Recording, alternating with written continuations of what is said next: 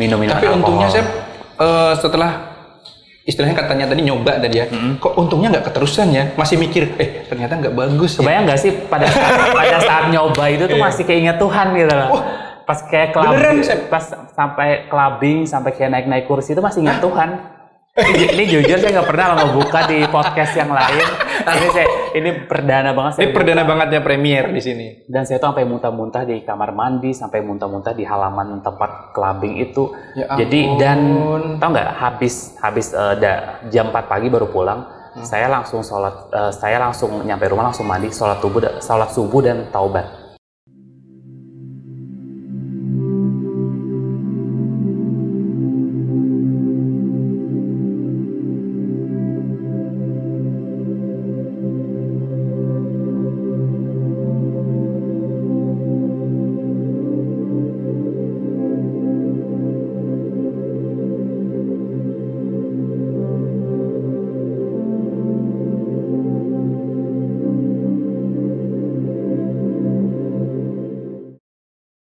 Assalamualaikum teman-teman. Akhirnya alhamdulillah bisa ketemu Chef Agus. Terima kasih Chef. Alhamdulillah sama-sama. Mas Adi apa kabar? Alhamdulillah sehat Chef. Sehat ya. Habis ini mau meeting diganggu bentar nggak apa-apa ya Chef ya? Oh nggak apa-apa. Boleh bebas. Maklum kan udah jadi orang terkenal, ya pasti jadwal padat banget Chef ya. Sepertinya banyak harus ditolong. Seperti menolong Mas Adi Masya Allah. Ya, untuk berbagi kisah gitu ya. Iya benar. Jadi apa namanya, mungkin banyak yang bingung ya kan, Inspiramob itu ngapain datengin Chef Agus gitu kan. Nah jadi yang jelas hari ini kita nggak bakal ngelihat Chef Agus bagi-bagi resep, nggak bakal lihat Chef Agus masak-masak. Nah hari ini kita mau buka-bukaan Chef, berbagi cerita yang insya Allah itu menginspirasi nanti banyak orang Chef. Berarti nggak hanya meracik bumbu tapi meracik kata ya. Masya Allah, luar biasa sekali meracik kata.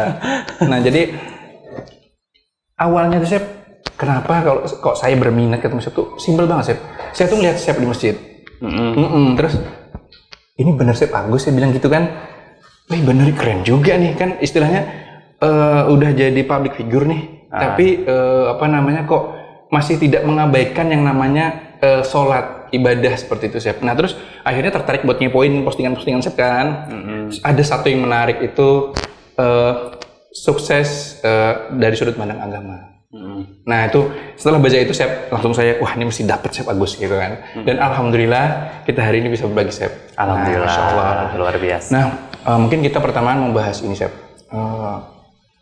Kalau orang sudah jadi public figure atau apa namanya ya semuanya lah, mungkin orang sudah sukses, jamak terjadi itu mungkin apa namanya agama itu sebuah hal yang tabu untuk dibahas kadang-kadang seperti itu.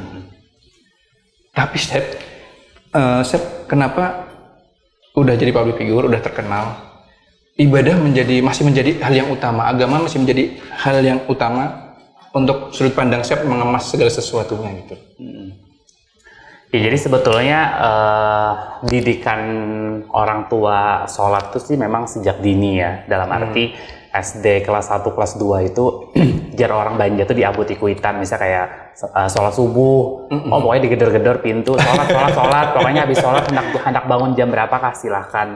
Artinya kan ibaratnya diawali dari bangun pagi lah ya. Karena jar rezeki dipatok burung, jar dipatok ayam, ada bahasanya pun melandau kalau misalnya bangunnya kesiangan. Itu sebetulnya didikan dari awal. Kemudian karena saya juga sebetulnya kan dari bawah, maksudnya bukan siapa-siapa dulu. Ayah cuman seorang supir kelotok, ibu hanya seorang TKW di Arab Saudi.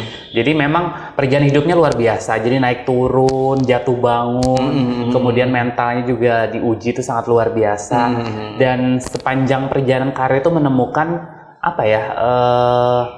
Menjadikan sebetulnya ibadah itu untuk membalancekan semuanya ternyata. Masya Allah. Jadi keren. Apa ya? Misalnya gini nih, ibarat ketika kita diuji, kemudian ikhtiar kita udah luar biasa, misalnya doanya, sholatnya dan lain sebagainya. Tapi kalaupun memang sudah mentok, ya udah deh, angkat tangan. Maksudnya Tuhan yang nentuin gitu loh. Jadi dan yakin maksudnya Allah nggak mungkin ngasih ujian di luar batas dari kemampuan hambanya. Dan ketika sudah ke arah situ akhirnya enak ya. Kalau misalnya ada masalah itu kadang suka masih hai. Kalau misalnya kayak pas kepepet ditagih kreditan gitu ya masih bisa ketawa-ketawa. Karena karena percaya Allah gitu. Percaya adanya Tuhan dan pasti selalu ada solusinya. Dan itu yang akhirnya jadinya enak gitu. Jadi kalau misalnya sebesar apapun masalah, oh terima kasih berarti Tuhan menganggap saya mampu. Jadi itu aja sih. Nah terus ini yang bikin penasaran Sep. Sep tuh kan pernah tinggal di Jakarta juga kan, kumpul dengan mungkin ya banyak selebriti di sana, mungkin gaya hidup di sana. Kok Sep ini masih bisa ngejaga diri gitu loh? Kok nggak untuk kebawa gitu, dalam tanda kutip kebawa kan ya kita ya ini sudah rahasia umum lah ya. Yang namanya dunia selebritis itu kan lebih ke gaya hidup, materialisme. Itu kok bisa Sep? Bisa dibagikan pengalamannya waktu di Jakarta? Ya, jadi sebetulnya ketika orang mungkin memandang dunia entertain itu adalah mungkin banyak negatifnya, banyak mungkin teman-teman artis yang justru merusak merusak citra dunia entertain lah, mungkin dengan kasus narkoba yang kita lihat, kemudian free sex dan lain sebagainya gitu kan ya. Cuman kalau misalnya kita lihat sudut pandang negatifnya, memang mungkin banyak juga, tapi banyak juga orang-orang yang berhasil, yang mungkin sesuai dengan alurnya lah ya, maksudnya yang nggak aneh-aneh.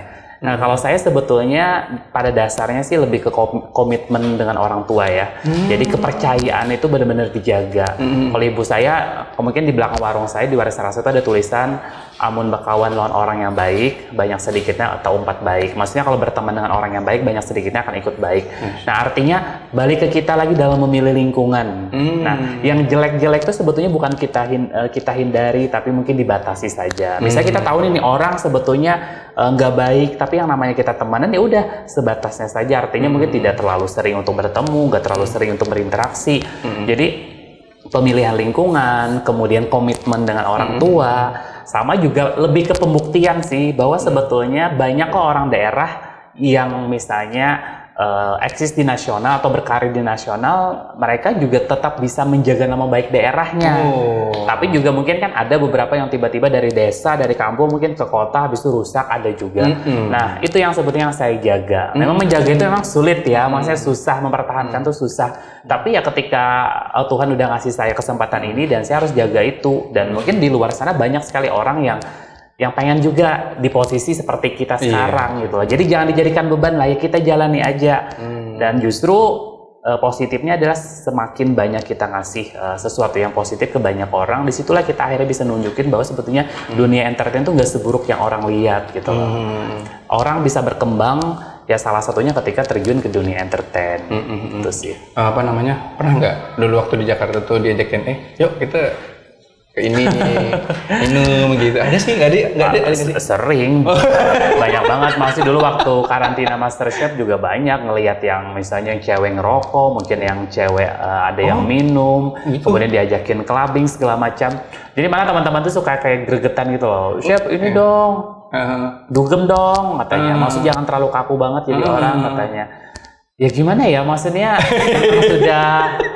Terus sebetulnya menghadapinya gimana tuh? Tapi sebetulnya ini ya kalau misalnya boleh jujur gitu, ini mungkin ini baru aku buka di channel itu. Sebetulnya aku pernah minum kemudian clubbing pun pernah waktu zaman kuliah di Malang. Jadi mungkin tidak semua orang yang tadinya baik dulunya juga baik gitu ya. Cuman sebetulnya ya aku menyadari bahwa itu memang ya cukup untuk tahu saja. Ternyata setelah aku ikutin gitu ya, oh ternyata ini memang nggak bagus. Ini emang dosa. Terus juga mungkin ilmu agamanya itu tidak sebanyak sekarang pengetahuannya. Misalnya gini, ketika kita minum alkohol gitu kan, itu mendarah daging, dan apalagi kalau misalnya berkeluarga kan bahaya kan, mungkin buat anak, istri dan lain sebagainya. Cuman aku tidak pernah menyesali itu, justru cukup tahu aja. Maksudnya kan ibarat ketika orang mungkin dulu pernah mungkin entah pernah mencuri, terus tiba-tiba kan seiring waktu berjalan dia akhirnya taubat gitu kan ya.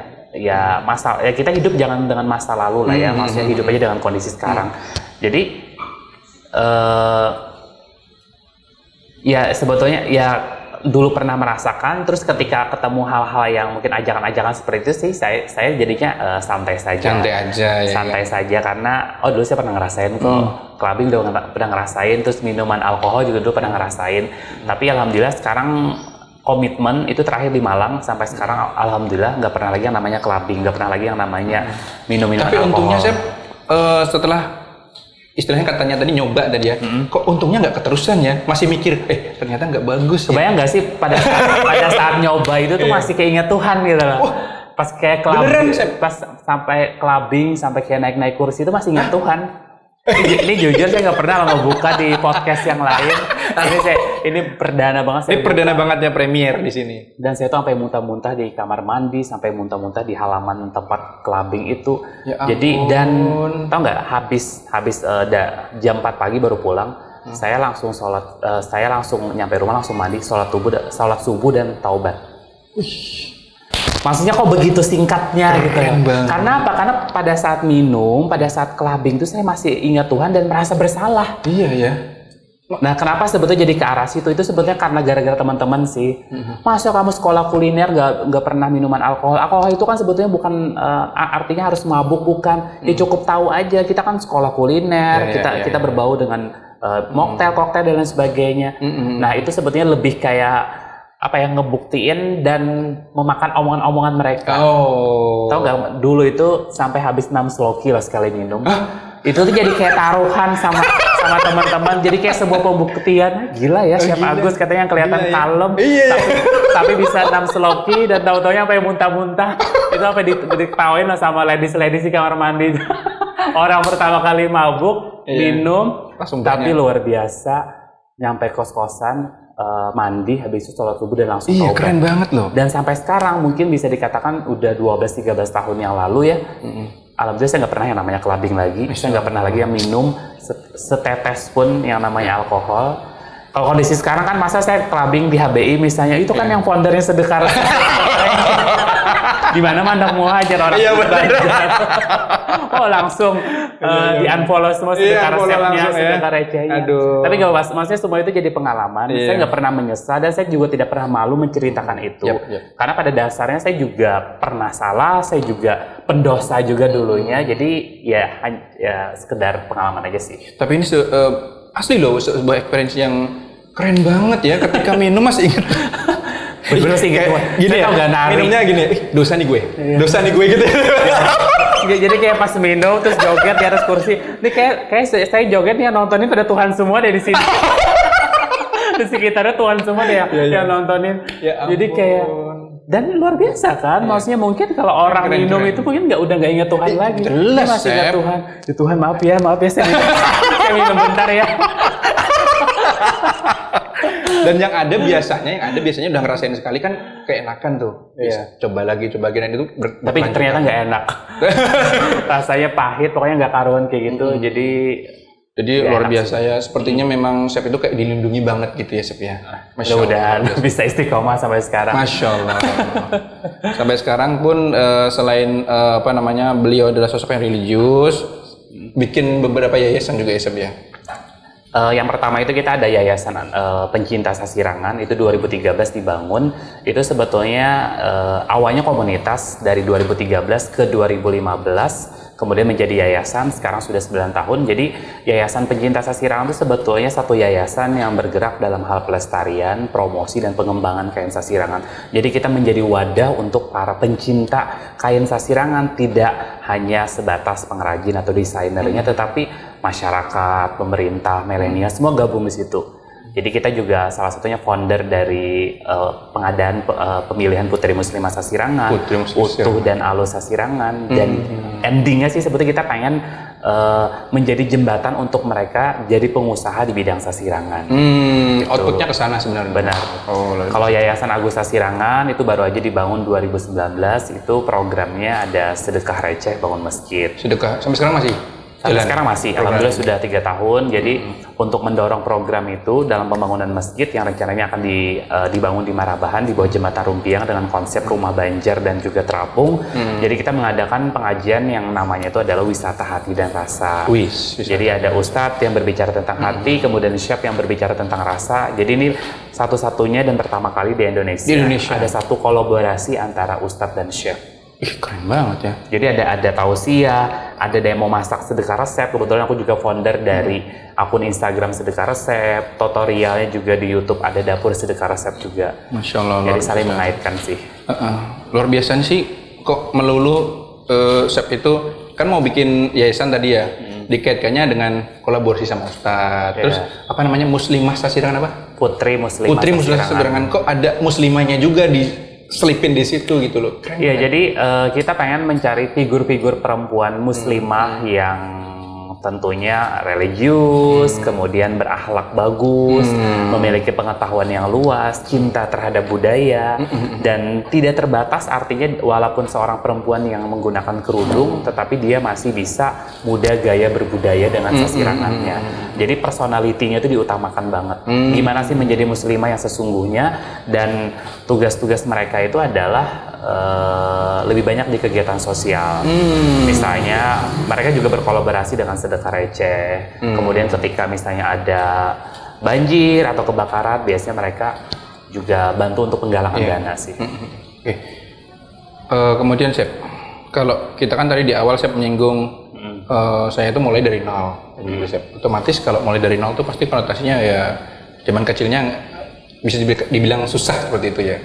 Nah, ada nggak sih yang menurut Sep itu paling inget, paling berkesan ketika Sep itu berusaha untuk merajut mimpi jadi seorang, oh aku pengen jadi seorang chef profesional. Ada nggak sih cerita-cerita yang berkesan yang masih inget itu apa? Ya, jadi dulu sebetulnya kalau cita-cita gitu ya, kelas 1 SD itu pengen jadi pilot dulu. Karena kan tinggalnya awalnya pilot. Pengen jadi pilot. Karena kan kalau ada pesawat di kampung lewat tuh biasanya lari-lari ngejar. Ibaratnya terus kebayang gitu ya. Kebayang kalau jadi pilot tuh bisa keliling Indonesia, keliling dunia.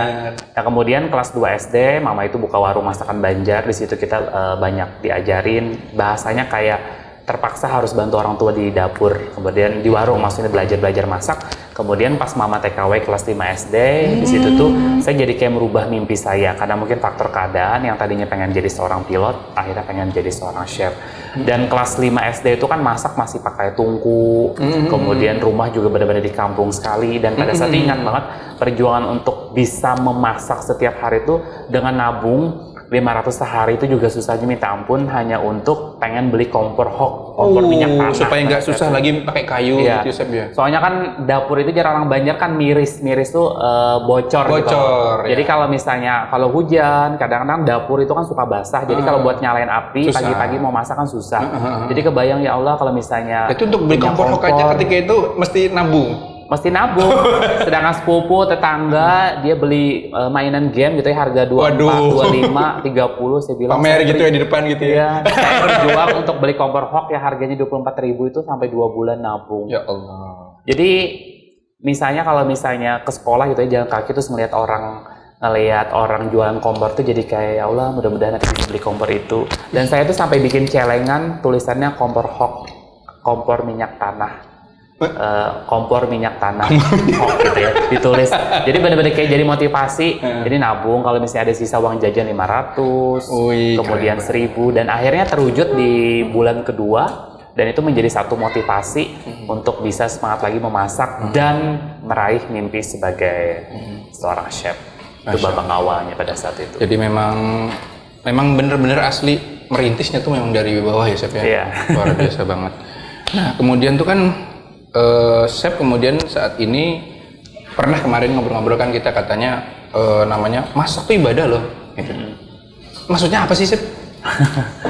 Ya, jadi kalau kita mikirnya masak tuh hanya sekedar meracik bahan masakan, kemudian hanya konteksnya adalah mengenyangkan perut, menurut aku sih ibaratnya ya ibaratnya kayak maknanya tuh kurang. Tapi sebenarnya seiring waktu berjalan, waktu ikut MasterChef 2011, 2012 tuh aku ngeluarin buku yang judulnya itu adalah Cooking with Love, memasak dengan cinta, memasak dengan hati. Dan ternyata di situ benar-benar merasakan, oh ya beda ya kalau misalnya mood kita nggak bagus tapi disuruh masak, itu terkesan tuh kayak maksa gitu loh. Mungkin garamnya dilempar, gulanya dilempar, karena sambil ngomel-ngomel, sambil ngegerutu gitu loh. Nah, orang tua kita gitu ya, kenapa kadang-kadang kita suka kangen dengan masakan mama? Oh, jangan asam mama tuh enak banget. Karena apa? Karena orang tua itu memasak dengan sepenuh hati. Nah, artinya kalau misalnya kita lagi nggak enak nih moodnya, kayaknya susah deh kalau disuruh masak. Takutnya kan nggak standar rasanya. Nah, disitulah akhirnya dari hati. Dan seiring waktu berjalan, kemudian saya melihat ternyata memasak tuh juga membahagiakan orang ya. Misalnya gini ya, kalau misalnya kita buka usaha, chef enak banget mie bancirnya, padahal yang masak kan karyawan saya. Wah itu pahala. Tapi bikin orang happy yang tadinya lapar, kenyang, kemudian happy. Nah artinya ketika kita misalnya juga memasak kita jadikan sebagai bisnis kuliner, wah itu banyak banget pahalanya. Selain pahala memasaknya juga kita banyak menjadi jembatan rezeki buat karyawan kita. Nah kemudian ketika kita memasak katanya kalau misalnya aroma masakan itu tercium oleh tetangga, ada kewajiban kita untuk berbagi. Nah itu juga kan akan memperbaiki hubungan bertetangga. Betul. Atau misalnya kebahagiaan seorang istri, kebahagiaan seorang suami, anak, itu salah satunya adalah dari masakan. Nah makanya dari itu seorang ibu itu juga salah satu tiket untuk menuju surga itu adalah ada aroma surga di dapur tadi. Ada aroma surga di dapur. Jadi kalau misalnya mau ngambil tiket salah satu untuk ke surga itu maka memasaklah. Bahagiakanlah suami, anak di rumah itu dengan masakan. Kalau misalnya ibu-ibu saya kan sibuk chef, saya kan wanita karir. Ya minimal weekend lah masak buat keluarga. Walaupun sambal sama telur dadar, tapi kan kalau misalnya suami suka kan pasti kan juga senang. Jangan sampai saya bilang masakan tetangga jauh lebih enak. Dan syaratnya itu cuma satu, semua untuk mendapatkan ibadah itu, yaitu harus dilakukan dengan ikhlas. Masya Allah. Jadi masaknya harus ikhlas, harus sepenuh hati, biar masakan yang kita masak pun juga terasa nikmat, yang makannya pun juga nikmat juga, sehingga banyak sekali kandungan-kandungan pahala dalam hal memasak. Itu sih yang pengen saya influence ke banyak orang. Jadi memasak tidak hanya sekedar memasak, tetapi memasak itu adalah membahagiakan orang lain, dan itu nilainya adalah ibadah. Masya Allah bisa. Jadi nah salah satunya gini, ini hal sederhana yang mungkin nggak semua orang tahu. Misalnya kita mau masak capcay, kemudian kita ke pasar. Nah kita di situ kan nukar wortel, nukar daun seledri, nukar daun bawang, nukar hati ayam, nukar beli apa sih namanya misalnya jagung dan lain sebagainya untuk bikin capcay. Nah kita ngelihat gak sih sumber si jagung itu dari mana? Itu kan dari petani. Betul. Kemudian ayam dari mana? Dari peternak. Nah dari peternak, kemudian tukang nyembeli ayam, kemudian dibawa lagi naik mobil, baru ke pasar, kemudian pedagang pasar juga jual si ayam itu. Berarti rantai rezeki itu panjang. Jadi masak tuh bukan hanya sekedar ini kita bikin capcay, ini jagungnya dari mana sih, ini ayamnya dari mana sih, ini wortelnya dari mana sih. Oh iya, dari petani, dari pedagang, dari tukang beca yang dibawa bahannya itu kemudian dijual ke pasar. Berarti rantai rezekinya tuh luas gitu loh. Luar biasa. Nah artinya kalau kita meremehkan memasak, ibaratnya aku bisa aja beli bahan ke pasar gitu ya. Tapi kita pernah nggak sih membayangkan seberapa orang berjuang untuk beternak ayam? Seberapa berat orang berjuang untuk biar bawang itu hasilnya bagus, tidak kena ibaratnya hama dan lain sebagainya misalnya. Artinya kan semangka nih, siapa sih yang mau beli semangka busuk gitu ya? Bener. Pasti kan nggak mau. Pasti kan kita nyarinya nih semangkanya bagus nggak sih? Coba dibuka ini dalamnya merah nggak sih? Nah berarti kan dari sebiji semangka aja begitu merawatnya seorang petani tadi. Betul. Nah artinya sebelum sampai ke mulut kita jadi sebuah masakan, banyak orang terlibat di balik itu. Dan itu semua pahala semua. Kebayang kalau Mas misalnya beli wortel misalnya sehari 10 kilo hanya buat jualan capcay. Berapa banyak rezeki yang kita bantu dari petani-petani wortel tadi dan pedagang-pedagang di pasar tadi. Keren banget, sampai ke situ pemikirannya. Sampai ke situ ya. Waduh, luar biasa. Ini besok langsung ceramah ya, Chef. langsung di sebelahnya ya. Agim gitu kan. Bisa nih jadi program Ramadan gitu. Iya, benar. Siap. Keren banget. Jadi yang saya tangkap tuh gini ya. Mungkin kadang-kadang kalau kita di masjid itu kan ustadz tuh kan pasti cara dakwahnya tuh kan gini. Ibu-ibu masih di rumah, masak tuh ibadah gitu ya. Tapi chef itu sebenarnya juga menyampaikan hal yang sama. Dakwah juga sebetulnya. Cuma pendekatannya beda. Iya. Keren banget. Itu gimana sih chef? Memang chef konsep atau memang gimana? Emang keluar dari aku emang kayak gitu? Ya sebetulnya sih kalau memasak ini ya, memasak tuh aku mengerti sebetulnya cooking is knowledge, cooking is memasak itu adalah harus ada ilmunya, kemudian memasak itu harus ada keterampilannya, dan memasak itu juga cooking is attitude juga. Jadi memasak pun juga harus ada attitude-nya jadi sebetulnya. Nah sebetulnya ketika ternyata kita pun juga harus punya sikap yang baik. Artinya nggak mungkin kalau misalnya kita lagi emosi kita lempar wajan, lempar ini kan ibaratnya. Nah jadi Sebetulnya lebih kayak seiring waktu berjalan dan memang mengutamakan adab tuh penting banget sih menurutku dalam kehidupan. Jadi kayak misalnya nih hal sederhana, chef mau foto ya, terus kita melayani dengan raut wajah yang nggak enak. Gitu. Orang kan bahasanya dia udah kayak merangut gitu. Aja lokasi lagi ini jalan misalnya. Ibaratnya wajar orang jadinya, kok chef bagus kayak gini ya. Padahal kan orang-orang yang minta foto tuh bisa jadi orang-orang yang juga mendoakan kita dalam perjalanan karir kita. Nah itu yang sebetulnya yang menjadikan saya attitude tuh harus diutamakan, dan selain itu sebetulnya nggak dikonsep, jadi natural saja jalannya. Cuman saya itu memang tipikal apa ya, pengen melakukan sesuatu tuh emang semua dari hati gitu loh. Wis, keren banget. Kemarin pas ke Tanah Bumbu gitu ya, ada Pak Solihin gitu ya menemani perjalanan saya selama 2 hari Tanah Bumbu. Ini bukan saya ngomong, beliau, saya ngelihat Chef Agus tuh semua dari hati, duduk aja katanya dari hati. Masa sih Pak, saya bilang kan duduk pakai pantat, saya ngomong bilang. Gitu beliau ya? Enggak, maksudnya beda gitu loh Chef, ketika Chef ngeleseh di rumahnya penduduk di UMKM itu gitu ya, ketika kunjungan ya Chef kayaknya semua dilakukan dari hati, dari kayak ngomongnya sih, liatin dari duduknya. Nah maksudnya ya itu mungkin orang yang melihat ya, cuman saya juga mencoba setiap apa yang saya lakukan tuh emang semua berdasarkan dari hati, karena ketika sudah dari hati itu tujuannya dan niatnya insya Allah tuh bisa ikhlas gitu. Ya benar. Itu sih. Ya Allah, keren banget ya, serasa benar denger tausiah di masjid gitu. Dan keren banget. Ini mudah-mudahan apa yang disampaikan Chef Agus tadi tuh bisa benar-benar menginspirasi gitu ya. Amin. Untuk yang lain gitu.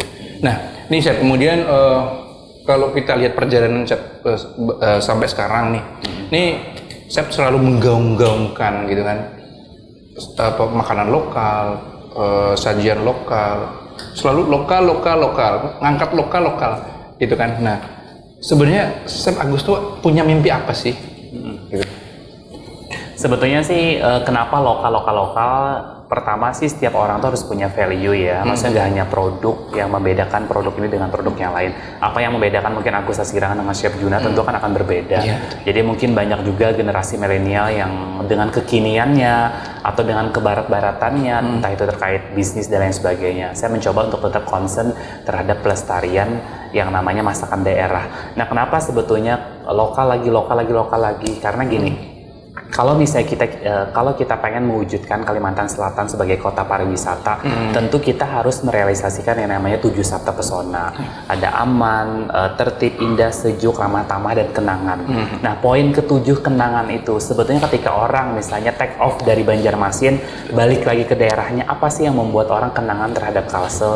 Apakah hanya dari Pasar Terapung atau Pulau Kembang atau mungkin Pasar Martapuranya saja, tapi gimana caranya orang itu mengganang kuliner kita gitu loh. Pas nyobain soto Banjar, rasa hendak pulang datang karena nyobain soto Banjar atau mungkin kuliner yang lain. Nah selain itu juga sebetulnya kita sebagai tuan rumah itu harus bisa menjadi tuan rumah yang baik. Jangan sampai ketika orang datang mau nyari masakan Banjar susah, mau nyari wadah Banjar yang bisa dibawa pulang susah. Masa orang datang ke sini misalnya makannya Pizza Hut, McD kan maksudnya udah terlalu umum gitu loh. Artinya kita harus siap gitu loh menjadi tuan rumah yang baik, tuan rumah yang enak ya, kaitannya sebagai kuliner tadi lebih ke kenyamanan tamu juga. Nah selain itu juga saya berpikir siapa lagi kalau bukan kita orang Banjar yang melestarikan itu, jangan sampai orang luar yang justru menjadi raja, lebih tertarik ibaratnya dengan lokal Banjar kita, dan jadi kayak ini malu sih jadinya ketika ada orang luar yang berhasil mengangkat masakan Banjar. Ini orang Banjarnya mana nih? Bahasanya kan seperti itu.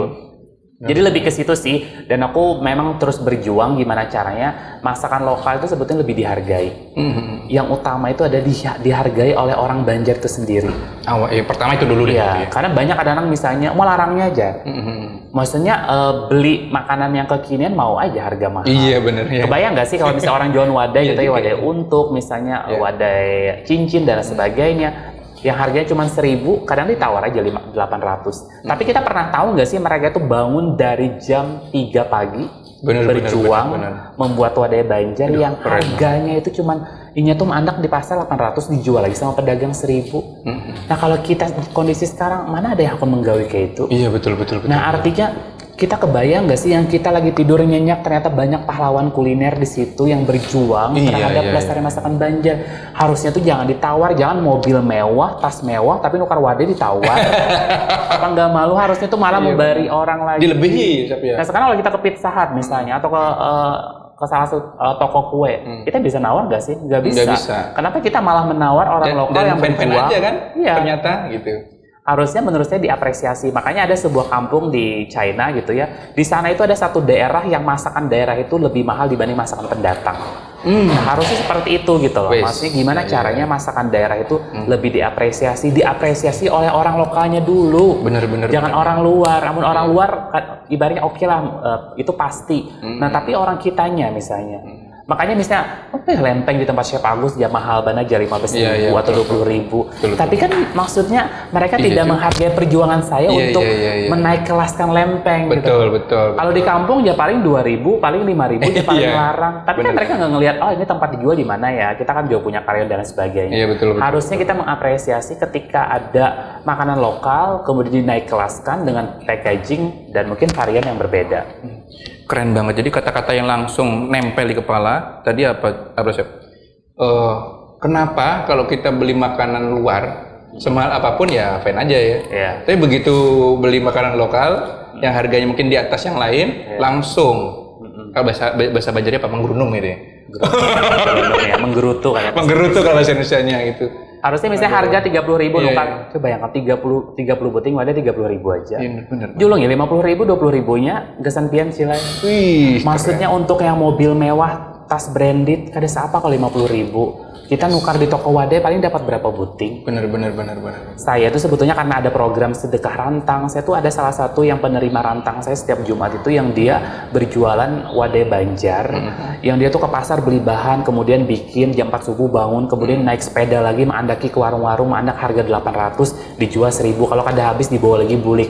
Terus saya nanya omsetnya sehari berapa? Antara 40 sampai 50.000 kotor lah. Ya Allah. Nah itu berarti kan hanya seharga sekotak apam kenari saya aja. Iya benar. Nah maksudnya kalau bisa saya nggak perjuangan dari jam 4 pagi. Saya bangun nggak sampai jam 4 pagi kalau bikin wadah apa. Maksudnya memulai masaknya nggak sampai nggak sampai jam segitu. Artinya kan ibaratnya gila ya kalau kita mengeluh. Iya benar. Banyak orang di luar sana yang sebetulnya berjuang luar biasa gitu loh, yang 100-200 rupiah aja sangat begitu berharga bagi mereka. Betul sekali. Jadi apa ya, mungkin apa yang disampaikan Chef Agus itu mungkin bisa jadi masukan untuk ini sebenarnya sifatnya general sih Chef. Bagaimana kita menghargai prosesnya. Benar. Ya kan? Ya untuk profesi apapun kayaknya nih bisa masuk ya Chef ya. Jadi jangan ngelihat luarnya ya mahal amat gitu ya. Jadi tapi harus kita lihat, oh ini orang sekolah ya kan? Terus kemudian merintis ya kan, mencari karyawan, bayarin karyawan, mendidik karyawan. Jadi memang kita harusnya mikirnya kayak gitu ya sebenarnya. Jadi kesimpulannya sebetulnya semua produk UMKM itu jangan ditawar. Iya. Karena kan ibaratnya gimana mereka mau naik kelas, gimana mereka juga kan ibarat mutar moda juga kan susah. Belum mereka yang berjuang dari subuh bangun. Betul. Harusnya malah kita ngasih lebih. Menurut aku itu sih. Kemudian benang merahnya juga kembali lagi jadi sedekah juga. Ya benar. Keren banget. Itu kan luar biasa. Luar biasa. Nah, Chef Agus punya nggak sih, ini mungkin yang terakhir Chef, punya konsep nggak sih buat mungkin ditawarkan mungkin ke pihak-pihak terkait gitu loh. Yuk kita bikin ini yuk gitu loh, supaya kita ini bisa lokalnya bisa bener-bener gitu loh, jadi raja di tanah sendiri. Ada nggak sih ide-ide? Sebenarnya saya tuh kalau kita ngelihat ada event nasional namanya Jajanan Bangau gitu ya, di mana dia tuh untuk seleksi masuk ke Jajanan Bangau eventnya itu juga susah. Jadi dia tuh menghadirkan masakan-masakan legend dari tiap provinsi. Misalnya ada mie godok dari Jogja, atau mungkin ada saripatin Bang Ahmad dan lain sebagainya misalnya. Nah kita nggak usah lah ya, maksudnya muluk-muluk kita bikin event yang skopnya di Kalsel saja. Misalnya anggap dia Bakul Fest. Bakul itu artinya Banjar Kuliner Fest, festival artinya. Nah di mana di situ sebetulnya kita bisa mengumpulkan masakan-masakan legend di Kalsel. Misalnya ada kayak soto Bang Ahmad, lontong orari, mie banjir Agus Sasirangan, atau mungkin nasi kuning cempaka, kemudian ketupat kandangan mana yang terkenal bisa dikumpulkan jadi satu. Itu kan menjadi satu nilai jual ya. Nah terkait misalnya UMKM-nya misalnya susah diajak gabung, menurut aku sih lebih dikomunikasi sih. Karena ketika dalam event itu juga ketika dalam event itu kita bisa menghadirkan yang legend-legend, tentu itu akan menjadi satu nilai jual. Ditambah misalnya dalam event itu mereka langsung show, misalnya anggap aja mau olah ketupat di sana kah, kemudian juga nanti di situ ada cooking demo demo masak tentang masakan Banjar, lomba masak tentang masakan Banjar yang melibatkan mungkin profesional hotel, teman-teman SMK, pelaku rumah makan, kemudian juga ada talk show mungkin tentang menulis, pokoknya all about tentang kuliner Banjar itu bisa ditampilkan, sampai mungkin packaging dari tempatnya pun juga kalau bisa tradisional semua, bisa dari atap rumbia kayak, nah itu menurut aku keren. Jangan sampai misalnya festival kuliner Banjar tapi di dalamnya itu yang mendominan masakan luar. Masakan luar. Kayak Itu ya misalnya, iya kayak sushi, misalnya burger. Ya itu kita nggak masalah itu. Cuman presentasinya harusnya benar. yang mana yang menjadi tema itu harus ditonjolin. Betul banget, luar biasa banget. Nah, ketika kita bisa bikin event itu menurut aku itu luar biasa sih. Itu bisa jadi calendar of event yang punya nilai jual bagus, serta juga lebih menggaungkan lagi tentang khas daerah Kalimantan Selatan. Dan impact-nya juga untuk perekonomian daerah juga pasti bagus banget ya. Benar, dan jadi media promosi juga buat para pelaku UMKM tadi. Jadi tahu orang ya, Chef ya. Oke, luar biasa sekali. Aduh Chef, kalau bisa pinjem istilahnya Mardigu itu isinya daging semua Chef. Masya Allah. Jadi mungkin nih habis Ramadan nih mungkin nggak cuma masak aja, mungkin isi kultum juga nih Chef nih. Soalnya yang disampaikan 7 menit jadi 17 menit ya. Oke. Lama-lama dikopiahin nanti. Masya Allah. Oke, terima kasih sekali Chef atas Sama-sama. waktu yang diberikan. Mudah-mudahan kedepannya Chef bisa menciptakan sesuatu yang memang impact-nya tuh lebih untuk besar masyarakat lagi, lebih ya. besar gitu. Jadi kita doakan bersama Chef Agus nih nanti kedepannya lebih bisa berbuat Amin. banyak untuk. Oke. Sampai di sini dulu teman-teman Inspira Mopi. Jangan lupa share terus video-video kita ya kan. Karena dengan men-share itu pasti dapat pahalanya jariah juga loh. Cuma men-share doang gitu kan. Oke, sampai ketemu di lain kesempatan. Assalamualaikum warahmatullahi wabarakatuh. Waalaikumsalam warahmatullahi wabarakatuh.